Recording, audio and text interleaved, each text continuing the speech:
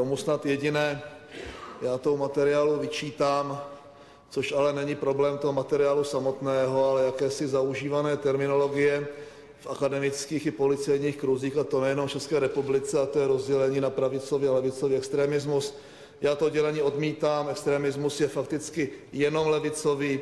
Vždycky vychází z národního nebo internacionálního socialismu a v tom se liší na ten internacionální, já bych řekl komunisticko-anarchistický, a na ten nacionalistický, to je, dejme tomu, neonacistický a podobně.